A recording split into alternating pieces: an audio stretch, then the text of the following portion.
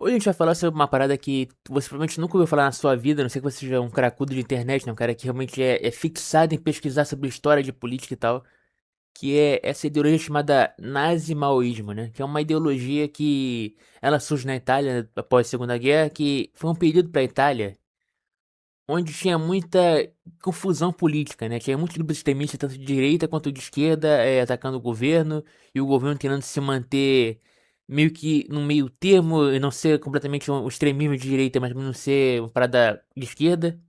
Então surgia muitos grupos extremistas, né? Tipo, grupos terroristas de esquerda, grupos neonazistas mesmo, grupos fascistas, grupos que tinham uma adoração por Mussolini, tentando retornar ao que era o fascismo italiano do período da guerra, que eles tinham esse orgulho, essa sensação de querer voltar para um período histórico que era melhor para a sociedade deles. Aí, desse cenário, né, desse cenário de confusão política, emerge essa figura que é o Franco Freda, que ele é digamos assim, ele é um pensador mais extremista, né? Ele via que existia esse conceito que é um pouco diferente do conceito Marx, que era o conceito da civilização burguesa. Qual a diferença da civilização burguesa para a classe burguesa? A classe burguesa é só uma esfera da sociedade, só uma classe. A civilização burguesa, ele acreditava que toda a civilização humana, ela se movia para um objetivo comum, que era esse objetivo de manter essa civilização burguesa, né? Toda essa estrutura da civilização. Como assim? Você é um trabalhador, você quer uma condição de vida melhor. Aí você vai lá e você vai protestar, você vai lutar para ter o melhor salário. Nessa sua luta por um salário melhor, você vai participar de um sindicato, participar de alguma coisa assim, você vai lutar contra a classe burguesa, correto? Na visão do Franco Freda, essa luta é parte da ideia da civilização burguesa. A civilização em si, ela luta para manter a estrutura existindo. Mesmo que pareça, ela tem que, eu vou dar um aumento de salário para esse pobre coitado aqui, para esse trabalhador, para que ele possa comprar mais produtos que são da classe burguesa. O burguês vende o produto, a pessoa quer comprar, a pessoa luta por salário melhor para poder comprar esse produto. Ela consegue o salário, ela compra o produto. Então ela adquiriu um dinheiro através da classe burguesa e devolveu esse dinheiro para ela.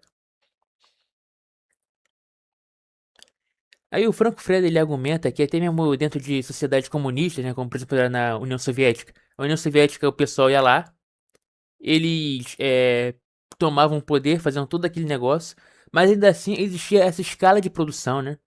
Que é essa ideia de que você mesmo dentro da sociedade soviética, você não era uma pessoa livre, você não era uma pessoa que estava trabalhando com o que você queria, você não tinha o poder que você queria ter, o poder ainda emanava do governo, que era só uma nova classe burguesa, só uma substituição.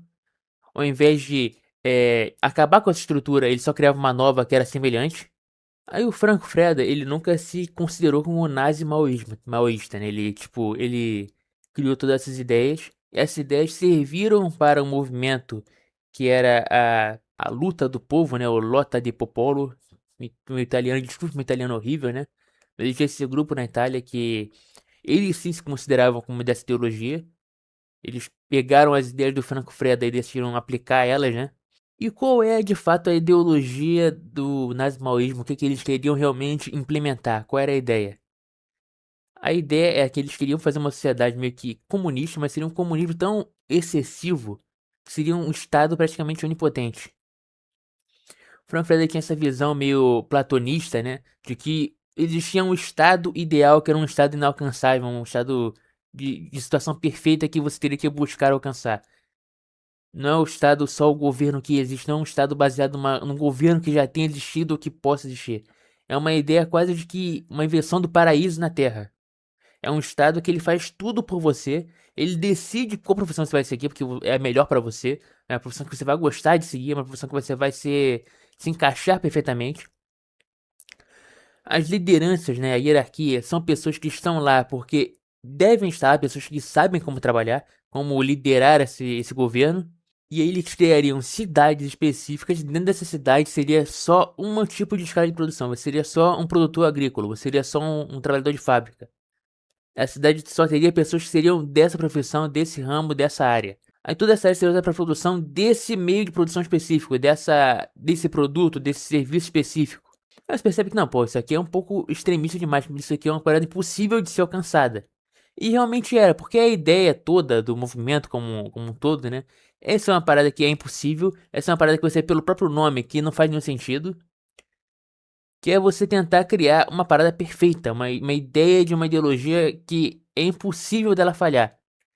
Por quê? Porque o objetivo do Franco Freda desde o começo era criar essa força de mover a população. O nazismo ele não é tanto uma ideologia, ele é mais um grito de guerra, é uma vontade popular, uma vontade de você querer criar uma sociedade melhor. Aí é basicamente isso, cara. Você tá criando essa sociedade perfeita, você tá movimentando uma parcela da sociedade, você tá criando uma vontade popular, através dessa ideologia, você quer criar um movimento de pessoas que vão querer mudar a sociedade, independente de pra onde ela vai. E essa é a ideia principal do movimento, né? Eles são meio que um movimento extremista. O Franco Freda foi processado no passado por uma acusação de que ele teria plantado uma bomba num, acho que foi num hotel, uma coisa assim. Só que ele foi inocentado. Recentemente surgiram provas que apontam que provavelmente ele realmente fez isso, ele realmente participou desse caso.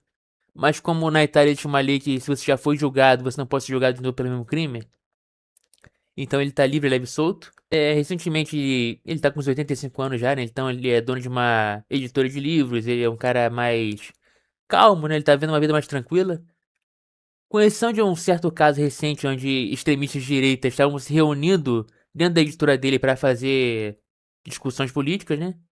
Então é isso aí, muito obrigado se você assistiu até aqui. Se você gostou do vídeo, deixe seu like, comenta aí também. Se não gostou, pode deixar seu dislike e igualmente comentar.